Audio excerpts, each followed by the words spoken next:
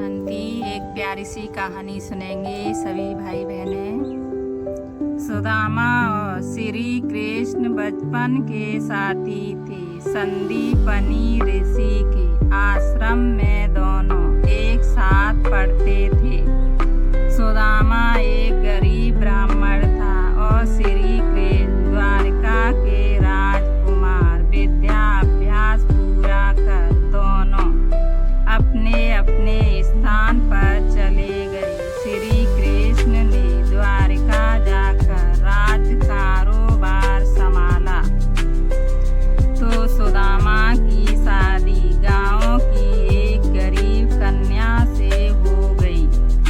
सुदामा को अनेक संतानें हुई, एक तो गरीबी और दूसरा बड़ा हुआ परिवार। इससे सुदामा के हालात और भी खराब होते गए। बच्चों और गरीबी की परेशानी से तंग आकर एक दिन सुदामा की पत्नी ने उसे गुस्से में कहा कि आप अपने मित्र कृष्ण की महिमा का वर्णन करते नहीं थकते। इतना धनवान, इतने बड़े राज्य का मालिक आपका मित्र है तो क्या वह आपको मदद नहीं कर सकता? क्यों नहीं आप उनसे भेंट करते ताकि हमारे हालात कुछ तो सुधरें? पत्नी के जोर देने पर सुदामा कृष्ण से मिलने चल पड़ा। लेकिन मित्र को भेंट क्या दें? घर में तो कुछ था नहीं, थे तो केवल मुट्ठी भर चावल। इन्हीं को एक पोटली में बांधकर बगल में दबाकर सुदामा द्वारका पहुंचा। सुदामा के आने की खबर सुनकर श्री कृष्ण आनंद विभोर होकर उसके स्वागत में प्रवेश द्वार पर पहुंचे। उन्हें प्यार से गले लगाकर बड़ी आत्मीयता से अपने दरबार में अपने ही सिंहासन पर बिठा दिया। उनका ये प्यार और सत्कार पाकर सुदामा तो जैसे गदगद हो गए। लेकिन दरबारी भी कृष्ण को इस रूप में देखकर आश्चर्यचकित हुए, बिना रह ना सके। कृष्ण ने बड़े प्यार से पूछा कि भाभी ने उनके लिए क्या भेजा है? संकोच के मारे सुदामा ने जो चावल की पोटली छिपा रखी थी वह कृष्ण को दे दी। कृष्ण ने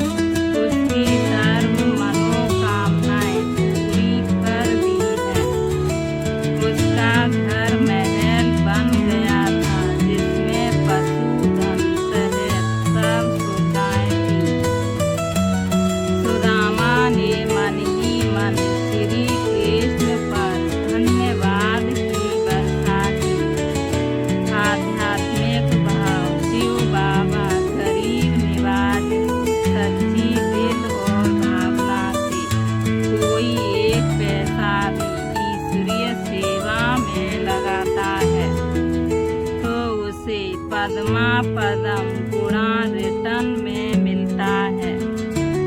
भोलानाथ शिव बाबा बच्चों की सच्चे दिल की भावना का भाड़ा पूरा पूरा देते हैं। जो जितना तन मन धन मनसा वाचा कर्मणा सेवा में लगाता है, उसका फल उसे इस जन्म में और आने वाले 21 जन्मों तक